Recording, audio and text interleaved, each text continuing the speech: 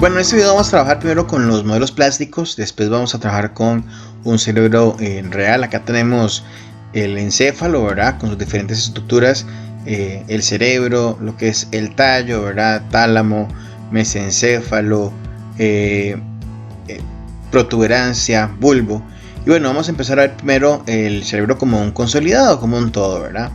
Acá recordamos que hay una cisura que divide ambos hemisferios, que es la cisura longitudinal, que básicamente hace la división del cerebro justamente en la línea sagital. A nivel lateral tenemos un surco que divide el lóbulo temporal del parietal, que es el surco lateral o surco de Silvio, ¿verdad?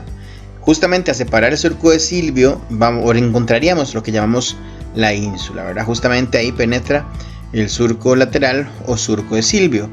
Otro surco importante, ese surco que divide la región parietal de la occipital, que lo vamos a ver mejor en este otro modelo. Acá este que estoy señalando es el surco parieto-occipital, que divide la región sensitiva de la región de la corteza visual primaria, es decir, del lóbulo occipital propiamente dicho.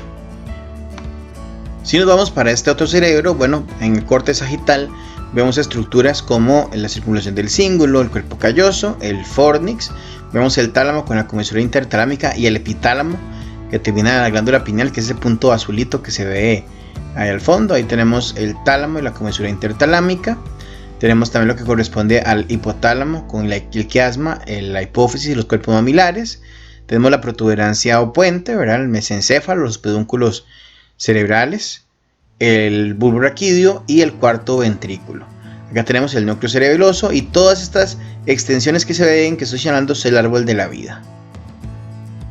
También tenemos este orificio que sería el ventrículo lateral.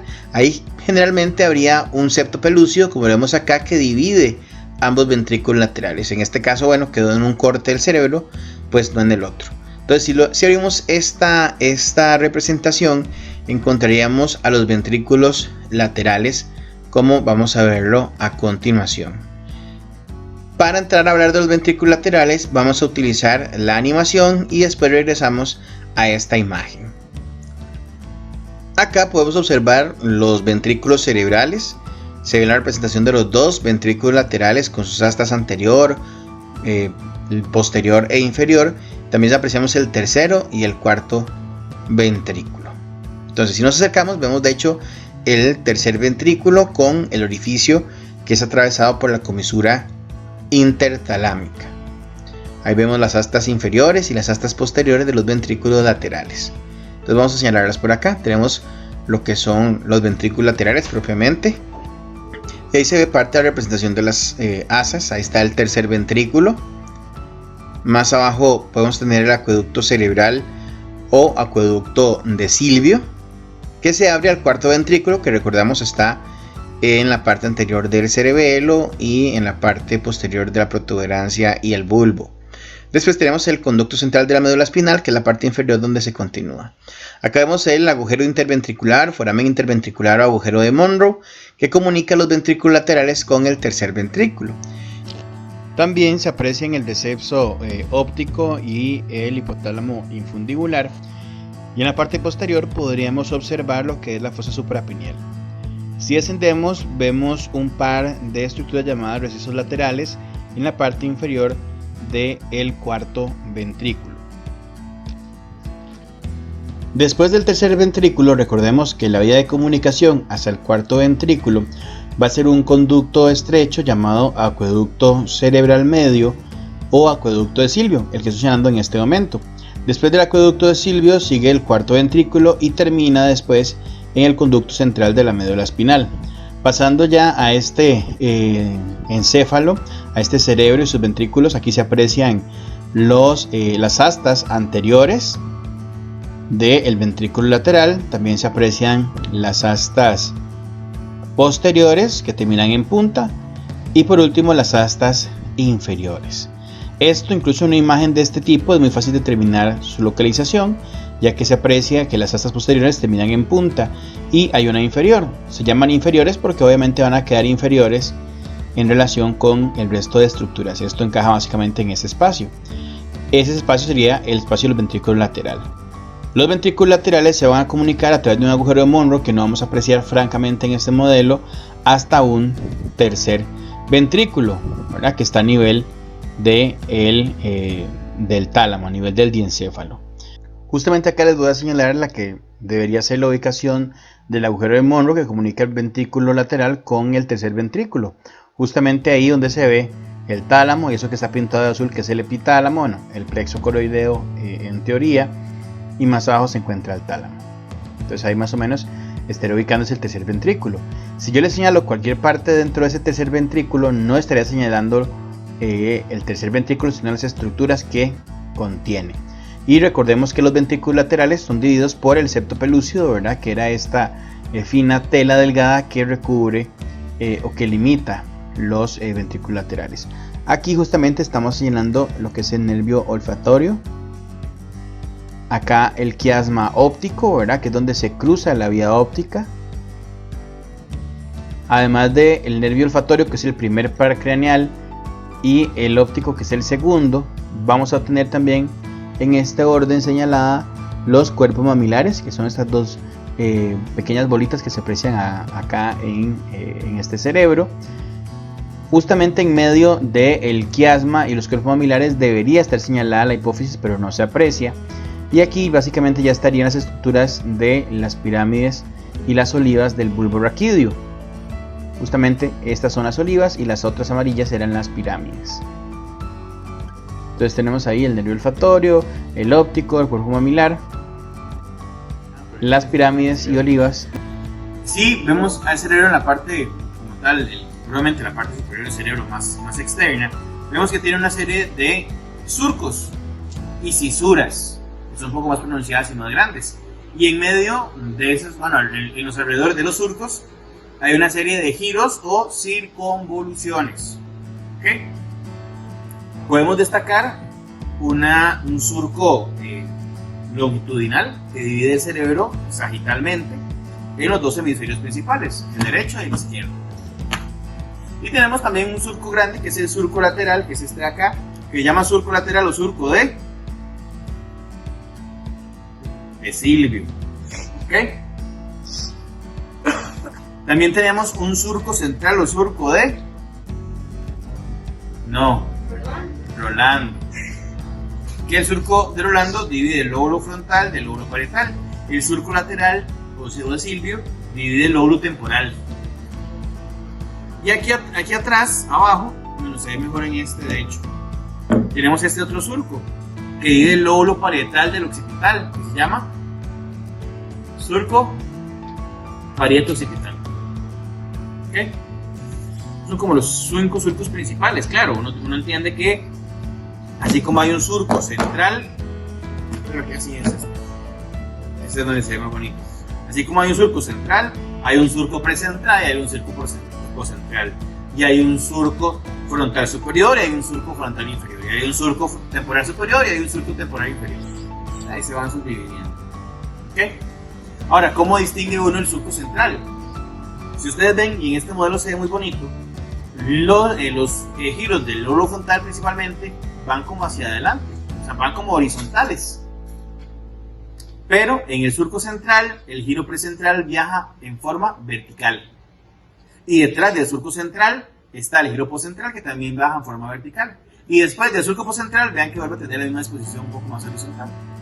Entonces a veces la gente le dice a uno, pero ¿cómo ubica el surco central? Y muy fácil, porque son los únicos que bajan en forma vertical. Entonces bajamos del diencéfalo hasta el mesencéfalo. El mesencéfalo estaba formado en la parte anterior por los pedúnculos cerebrales, que aquí vemos una porción y la otra se ve por aquí. Esto es pedúnculo cerebral y esto sigue siendo pedúnculo cerebral. Igual acá. Esto es pedúnculo cerebral. Y si yo zafo esto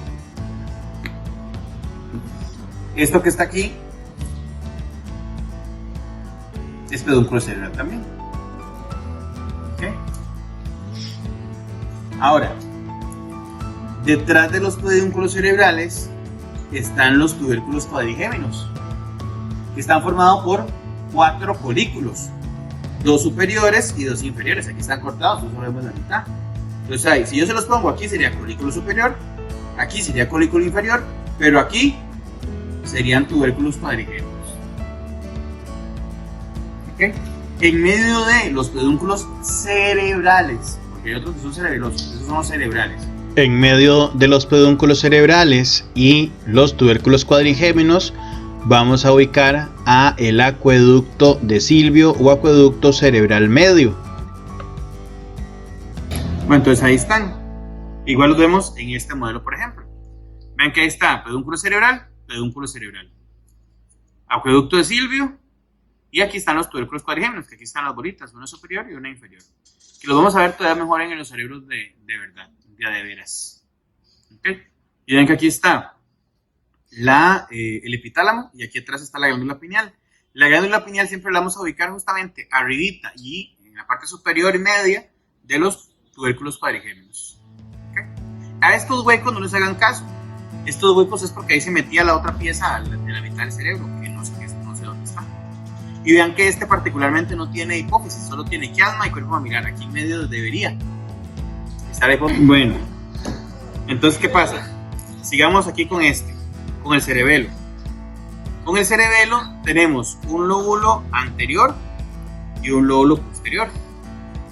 Tenemos una cisura primaria, que es esta que está ahí, y tenemos un núcleo cerebeloso que está aquí en el puro centro, y estas ramitas que están acá, que parecen palmas así como para Semana Santa, es el árbol de la vida. ¿Okay?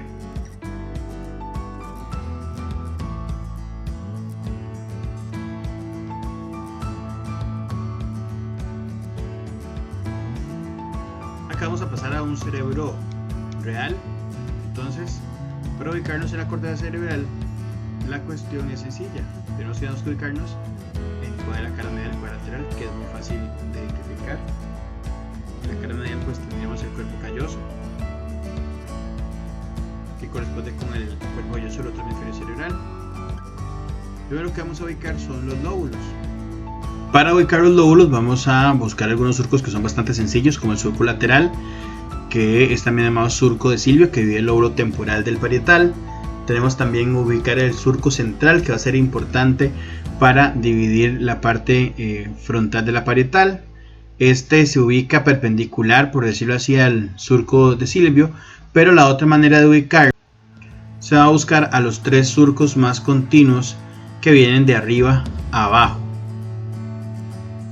Entonces se observa que hay uno que es el más continuo que los otros y otro continuo adelante. Este que es el más continuo es el surco central o surco de Rolando. El central divide por delante al lóbulo frontal, que es corteza motora, y el parietal, que es corteza sensitiva en la parte posterior. Por delante del surco central está el lóbulo frontal y por arriba el surco lateral. Por debajo del surco lateral tengo el lóbulo temporal. Por detrás del surco central tenemos el lóbulo parietal, que colinda con el lóbulo posterior en la parte posterior, con el lóbulo occipital. Este otro surco, que es el surco parieto-occipital, divide el lóbulo occipital del lóbulo parietal.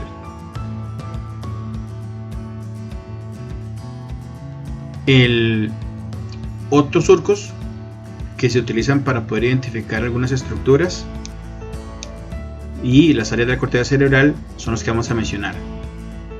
En esta zona vamos a empezar con el lóbulo frontal. El lóbulo frontal tiene 6 circunvoluciones o giros, la superior, media e inferior. Nada se va a hacer o va a corresponderse idénticamente a las imágenes de un libro, sino que hay que tratar de ubicarlas más que todo por correlación anatómica, básicamente como una referencia. Lo primero que vamos a hacer es ubicar el surco central. Entonces, una vez que ubicamos el surco central, la primera circunvolución es la circunvolución precentral, corteza motora primaria. Todo lo que esté por delante va a ser lóbulo frontal y se divide en circunvoluciones. Lo ubicamos de esta manera para poder referenciarlo, y ahí hay una circunvolución que va hacia arriba y más hacia la cara medial. Esa circunvolución es el giro frontal superior. El surco que le sigue es el surco frontal superior.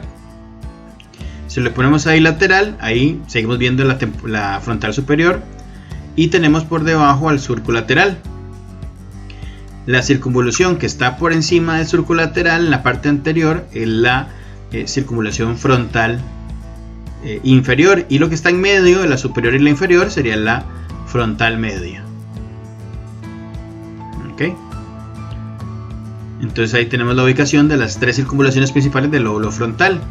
A veces puede ser un poco tortuoso y puede que no sea una línea continua como se ve en el libro. Todo eso es circunvalación frontal media. Bueno, entonces ahí tenemos la superior, la inferior y la media. En la circunvalación frontal inferior vamos a encontrar una serie de estructuras que son las porciones de la circunvalación frontal inferior. Esas porciones son 3. Eso parece más o menos como una M, ¿verdad? Ese vértice va a ser y va a delimitar las 3 porciones. Vamos a señalar, vamos a señalarlos aquí antes de empezar a explicar para que podamos ver las porciones. Entonces la M sería esta. Eso sería en el centro de ese triángulo invertido la porción triangular de la circunvalación frontal inferior. Por delante tenemos la porción orbitaria y por detrás la porción opercular. Triangular, orbitaria y opercular de la circunvalación frontal inferior. Importantísimos porque en esa zona se ubican las áreas que se encargan del lenguaje, probablemente de la producción motora del lenguaje o área de Broca. Cuando vamos acá, lo que es en el surco central, ya describimos ahí las más importantes del lóbulo frontal. Cuando vamos al surco central, posterior vamos a encontrar la circunvolución postcentral del lóbulo parietal. El parietal se ve fácilmente por una estructura que lo atraviesa a él de arriba hacia abajo. Entonces vamos a ubicar primero la circunvolución más notora del lóbulo parietal, que es el surco central. Después del surco central se encuentra el giro postcentral del lóbulo parietal, y en ese giro se ubica la corteza sensitiva primaria. Entonces está el surco central y circunvolución postcentral, y después el surco postcentral. Vamos a buscar entonces un surco que no venga como el central, que va hacia abajo, sino que vaya atravesado de arriba abajo, como este. Puede ser todo esto o esta sección nada más que vaya hacia abajo. A eso le voy a denominar surco intraparietal. El surco intraparietal, que sería este de acá, va a dividir el lóbulo parietal en lobulillo parietal superior y lobulillo parietal inferior. Superior y el inferior. Listo. Seguimos en el lóbulo temporal. El lóbulo temporal es mucho más sencillo. Se ubican todavía con mayor facilidad las circunvoluciones y surcos. Ahí hay 2 surcos, un temporal superior y un temporal inferior, y hay 3 giros: el giro temporal superior, el temporal medio y el temporal inferior. Y en el lóbulo occipital vamos a encontrar, vamos a ubicarlo aquí con cuidado, habíamos dicho el surco parieto occipital, y más o menos perpendicular a él el surco calcarino, este que estamos acá. Alrededor del surco calcarino va a estar las áreas visuales primarias y de asociación. Y acá tenemos el surco parieto occipital, que veía el parietal del occipital, y el surco calcarino. Podemos denominar a esta porción por delante la cuña y a esta la precuña. Listo. Ahora, en esta cara interna vamos a apreciar otros surcos importantes, como son el surco del cuerpo calloso y el surco del cíngulo, que rodea la circunvolución del cíngulo, que es parte del sistema límbico. Por encima del giro del cíngulo vamos a buscar el surco central, y acá en esta zona el surco del cíngulo. En esa zona vamos a encontrar el lobulillo paracentral. Surco central, y alrededor del surco central se encuentra el lobulillo paracentral, que corresponde a algunas de las áreas motoras primarias del cuerpo, de las áreas de Brodmann.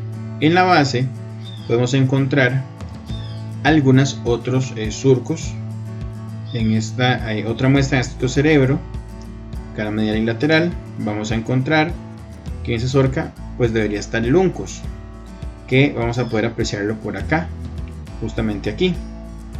El uncus, que es parte de la formación del hipocampo, del sistema límbico, y hacia abajo, lo que sería hacia abajo del uncus es esto, que sería el giro parahipocampal. El giro parahipocampal se continúa inferiormente con el giro lingual. Esto que va aquí es el surco colateral, limita el giro parahipocampal y el giro lingual. Y acá tengo entonces un surco que me va a dividir en dos giros que se llaman los occipito-temporales, medial y lateral, que se ubican en la base del cráneo. Si son hacia adelante voy a encontrar la porción del lóbulo frontal. En la porción del lóbulo frontal nos encontramos los surcos orbitarios y los giros orbitarios. Y acá central vamos a encontrar el giro recto, que es este que voy a señalar acá. Que ese giro recto, por ese surco, va a pasar el nervio olfativo, que es el primer paracraneal. En toda esta zona denominamos polo temporal, aquí polo frontal, polo occipital. La última estructura que vamos a mencionar, y hace parte también del sistema cortical de compresión del lenguaje, es el área de Wernicke. El área de Wernicke, o área sensitiva del lenguaje, vamos a ubicarla en dos o de tres circunvoluciones, que sería la supramarginal y la angular. De esta manera, buscamos surco lateral y al final del surco lateral, un poco atrás y por encima, sería el surco supramarginal y la circunvolución supramarginal, perdón. Y un poco atrás y por debajo, la circunvolución angular, supramarginal y angular, que corresponden al área 39 y 40 de Brodmann, que son las sensitivas del lenguaje, o área de Wernicke. En este segmento vamos a apreciar algunas estructuras que no se pudieron ver también en las imágenes de los videos anteriores. Vamos a empezar con las partes del cuerpo calloso, lo que es el rostro, opículo, la rodilla, el tronco y el esplenio del cuerpo calloso. Esa CC significa cuerpo calloso. También vamos a mencionar la presencia de otras estructuras importantes aparte del cuerpo calloso, como lo que se encuentra inmediatamente inferior a él, que es el septo pelúcido. El septo pelúcido, vamos a recordar, divide las porciones de los dos ventrículos laterales, recordando que estos no se comunican entre ellos, sino que se comunican directamente al tercer ventrículo a nivel del diencéfalo por el acueducto, el agujero de Monro. Acá abajo también tenemos el hipotálamo, que forma parte del diencéfalo. El diencéfalo está formado por el epitálamo, tálamo, hipotálamo y subtálamo. Acá podemos apreciar otras estructuras, por ejemplo, encima del hipotálamo vemos una estructura en forma de huevo que tiene como una pequeña protuberancia en superficie. Ese sería el tálamo con la comisura intertalámica. Por encima de la comisura intertalámica tenemos el plexo coroideo, que cubre el epitálamo. Y el epitálamo básicamente tiene en la parte inferior a la glándula pineal. Tenemos también aquí el nervio olfatorio o olfativo, que es el primer par craneal. También tenemos más abajo lo que corresponde al quiasma óptico, que es parte del nervio óptico propiamente dicho. El nervio olfativo, recordamos, hay una mnemotecnia que es que primero lo huelo y después lo veo, ¿verdad? Haciendo referencia a cuando uno va caminando y pisa el excremento de un animal, que primero se da cuenta por el olfato y después se visualiza el excremento. Por eso el primer nervio olfativo es el primer par craneal, mejor dicho, y el segundo es el óptico, que justamente a nivel del quiasma lo que se encuentra es la decusación, el cruce de los dos nervios ópticos propiamente, ¿verdad? Detrás del nervio óptico vamos a tener otra estructura que es la hipófisis, que ya la vamos a señalar en segundos. La hipófisis tiene dos lóbulos, uno anterior y otro posterior. La hipófisis es un elemento que predomina más en el sistema endocrino, no tanto en el nervioso, pero que tiene, justamente ahí le estamos señalando, que tiene un componente neuroendocrino, pues el lóbulo posterior, llamado neurohipófisis, está formado por básicamente neuronas hipotalámicas. ¿verdad? La hipófisis se suspende dentro de la silla turca debido a un segmento llamado infundíbulo, y generalmente cuando se extrae un cerebro del cráneo, pues lo que se aprecia fundamentalmente es el infundíbulo de la hipófisis y no tanto la hipófisis como tal. Por eso cuesta mucho conservarla en lo que son muestras cadavéricas del cerebro. Tenemos también aquí los pedúnculos cerebrales. Recordamos que hay cerebelosos y hay cerebrales. Los pedúnculos cerebrales junto con los tubérculos cuadrigémenos que están en la parte posterior alojan el acueducto de Silvio que los atraviesa y forman propiamente lo que corresponde al mesencéfalo. Por debajo de los pedúnculos cerebrales vamos a tener una gran protuberancia, que he hecho llamada puente o protuberancia, ¿verdad? Y más abajo el bulbo raquídeo, estructuras que conforman lo que conocemos generalmente como el tallo cerebral, ¿verdad? Aquí tenemos también, por ejemplo, el cuarto ventrículo, que se ubica posterior a la protuberancia y en la parte anterior del cerebelo. El cuarto ventrículo se continúa con el conducto central de la médula espinal, y la llegada del líquido cefalorraquídeo hasta este punto es gracias a el acueducto de Silvio o acueducto cerebral medio, ¿verdad? Que comunica el tercero con el cuarto ventrículo. Después de este cuarto ventrículo, lo que vamos a apreciar acá son estructuras cerebelosas, como el núcleo cerebeloso y el árbol de la vida. Además, en la parte superior podría apreciarse parte del surco primario que divide al cerebelo en el lóbulo anterior y lóbulo posterior propiamente dicho. Es importante recordar que el cerebelo cumple funciones fundamentales en el mantenimiento del equilibrio y en los patrones de movimiento aprendidos, ¿verdad?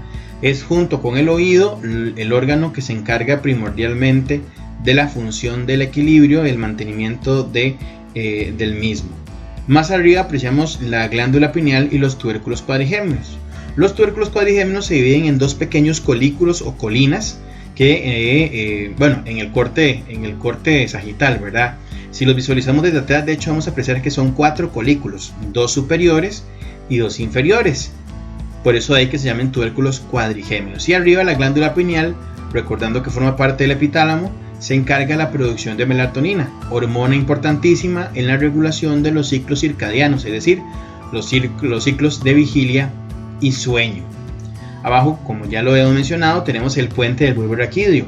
El puente del bulbo raquídeo cumplen funciones importantísimas, ya que contienen núcleos que se asocian mucho al control autónomo de funciones básicas como la respiración, ya que contienen, por ejemplo, los centros del ritmo, el centro apnéusico, el centro neumotáxico, y también contiene centros que van a regular funciones a nivel cardíaco, ¿verdad? Entonces, lo que son funciones autónomas y muchas de las vías de interconexión entre la médula y el cerebro superior serían gracias a estas estructuras. Arriba ya vemos otras estructuras señaladas como el septo pelúceo, que ya dijimos separa los dos ventrículos laterales. Apreciamos también el fornix, que se le conoce también como trígono cerebral, bóveda de los 4 pilares o fondo del saco, que básicamente es un conjunto de haces nerviosos que tienen forma de C y llevan las señales desde el hipocampo al hipotálamo, así como desde un hemisferio a otro. Y también cumple funciones de asociación importantes. Tenemos también la comisura intertalámica, justamente ubicada ahí, encima o en medio de los dos tálamos propiamente, y el plexo coroideo, que acordémonos está formado por o recubierto por células ependimarias encargadas de la producción de líquido cefalorraquídeo, y que hay plexo coroideo en cada uno de los ventrículos cerebrales, no solo como se aprecia en esta imagen donde básicamente se observa solo en el tercer ventrículo, también hay en los ventrículos laterales y en el cuarto ventrículo.